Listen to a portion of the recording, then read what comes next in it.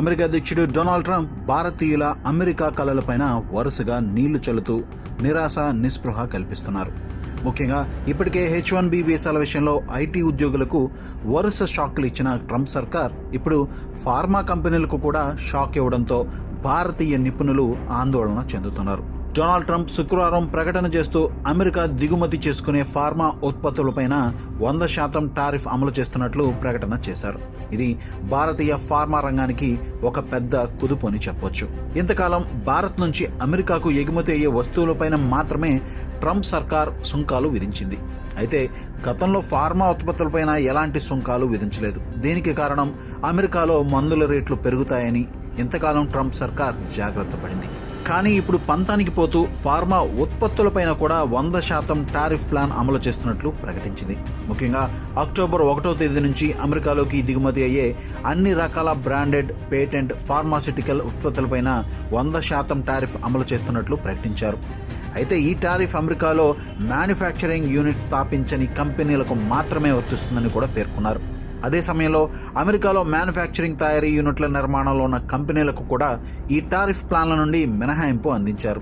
ఈ మేరకు Donald Trump తన ట్రూత్ సోషల్ పోస్ట్ ద్వారా పేర్కొన్నారు. ఫార్మా రంగంలో భారత్ ప్రపంచవ్యాప్తంగా పేరు సంపాదించుకున్న అనేక కంపెనీలకు నిలయంగా ఉంది.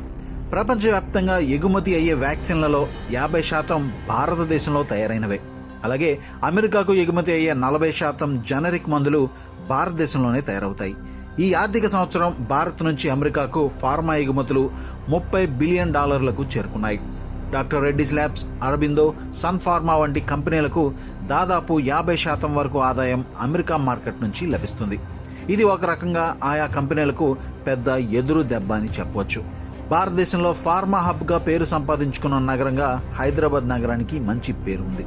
ఇక్కడే doctor Reddy's, Aurobindo pharma, Natco pharma, Granules India, Hetero labs, Divi's labs వంటి పెద్ద కంపెనీలు హైదరాబాద్ కేంద్రంగా పనిచేస్తున్నాయి. ఈ కంపెనీలు అన్నింటికీ అమెరికా మార్కెట్ అనేది అత్యంత ముఖ్యమైనది. ఈ కంపెనీలకు అమెరికా ఎగుమతులే ప్రధాన ఆదాయ వనరుగా చెప్పవచ్చు. ప్రస్తుతం డొనాల్డ్ ట్రంప్ సర్కార్ 100% టారిఫ్ అమలు చేసినట్లయితే అమెరికాకు ఎగుమతి అవుతున్న మందుల ధరలు రెట్టింపవుతాయి. దీంతో ఆయా కంపెనీలకు సేల్స్ తగ్గే అవకాశం ఉంటుంది. ఈ టారిఫ్ వల్ల తక్షణమే doctor Reddy's labs, Aurobindo pharma వంటి కంపెనీలకు తక్షణమే 20 నుంచి 40% వరకు ఆదాయం తగ్గే అవకాశం కనిపిస్తుంది. ఒకవేళ అమెరికా నిబంధనల ప్రకారం అక్కడ నూతన మ్యానుఫ్యాక్చరింగ్ ఫ్యాక్టరీలను స్థాపించాలంటే చాలా ఖర్చుతో కూడుకున్న ప్రక్రియ. అమెరికాలో ఫార్మా మ్యానుఫ్యాక్చరింగ్ యూనిట్లు స్థాపించడం అంటే ఆషామాషి వ్యవహారం కాదు.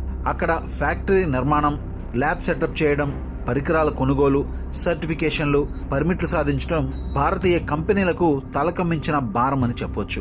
సాధారణంగా అమెరికాలో ఫార్మా కంపెనీల తయారీ యూనిట్లకు అంత సులభంగా పర్మిషన్లు లభించవు.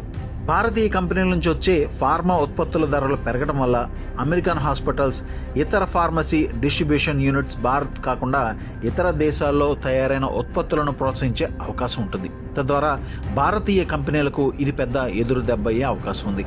అయితే ప్రస్తుతం భారతీయ ఫార్మా కంపెనీల ముందు ఉన్న పరిష్కార మార్గాల్లో ముఖ్యమైనది అమెరికన్ కంపెనీలతో భాగస్వామ్య ఒప్పందాలు కుదుర్చుకుని జాయింట్ వెంచర్స్ ప్రారంభించడం ద్వారా ఈ టారిఫ్ ప్లాన్స్ నుంచి తప్పించుకోవచ్చు. లేదా యూరోప్, ఆఫ్రికా, చైనా వంటి మార్కెట్లలో ప్రవేశించడం ద్వారా అమెరికా మార్కెట్లో కలిగిన నష్టాన్ని భర్తీ చేసుకోవచ్చు.